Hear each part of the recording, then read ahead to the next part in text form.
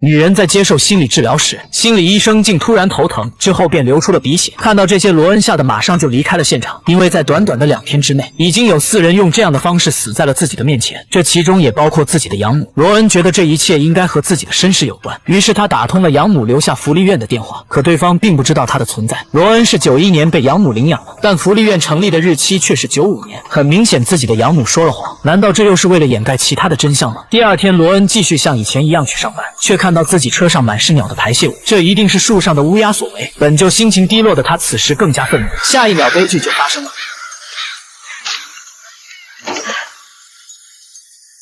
无辜的乌鸦死去，他惊慌地用衣服将其包裹，而这一切都被不远处负责暗中保护他的老黑尽收眼底。罗恩把不幸的乌鸦带到海边埋进沙滩，为了控制自己的情绪，他服用了镇定的药片后晕倒了。然后他身穿华丽的服装进入了幽静的幻境，即使幻境里有蛆虫啃食小动物，他也没有丝毫惊慌，因为他看到了死去的母亲。他在不停地召唤罗恩进入眼前的老宅。与此同时，老黑赶到了罗恩居住的游艇，通过触碰他用过的物品，他看到那4个人死去时的场景，同时他也意识到罗恩的危险程度。而清醒过来的罗恩很快就发现有人在跟踪他，解释的过程中，老黑不小心触碰到了他，不过这次他没有看到过去的画面，而是直接一口气没上来竟死过去了。急救车赶来后，罗恩就要离开，可在离开前，他利用老黑的脸解开了对方的手机，翻阅了手机的大量相册后，他了解到老黑从很早就开始跟踪他了，甚至里面还有他养母的照片。合影中的另一个女人和身后的老宅引起了他的注意。根据照片上的地址，他坐上了前往新奥尔良的飞机，同时他瘫痪多年的生母也受到了感应，突然醒来不再伪装，而新聘请的私人医生马上阻止了他的行为。他小声告诉女人，之所以他会瘫痪，全因为之前的医生听从了家族管家的命令，给他注射了镇定剂。其实眼前这个医生既不是正义的一方，也不属于邪恶的一方。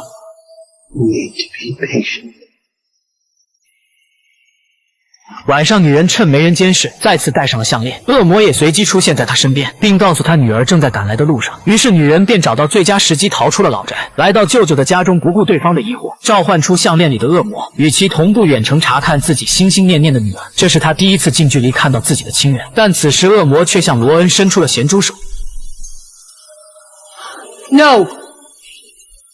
制止了恶魔后，他看到了女儿在新奥尔良居住的旅馆房间号。洗干净的罗恩还没出门就接到了老黑的电话，他惊讶老黑不但没有死，还活得好好的。而老黑没有像上次那样啰嗦，直接表明自己是正义的化身，并说出了罗恩家族世代被黑暗诅咒的秘密。此时罗恩的生母也赶到旅馆，恰好遇上了导致他瘫痪多年的家族管家。对方看到他醒来恐惧万分，他奉劝女人赶快回到老宅，似乎背后有着更大的灾难将要到来。可女人现在根本听不下去他的话，于是让项链里的恶魔控制住管家。随后他就进入了电梯，等电梯门打开的一刹那，素未谋面的母女第一次相见就互相认出了彼此，但下一秒母亲脖子上就出现一道血痕。女人到底又是被哪方的势力所杀呢？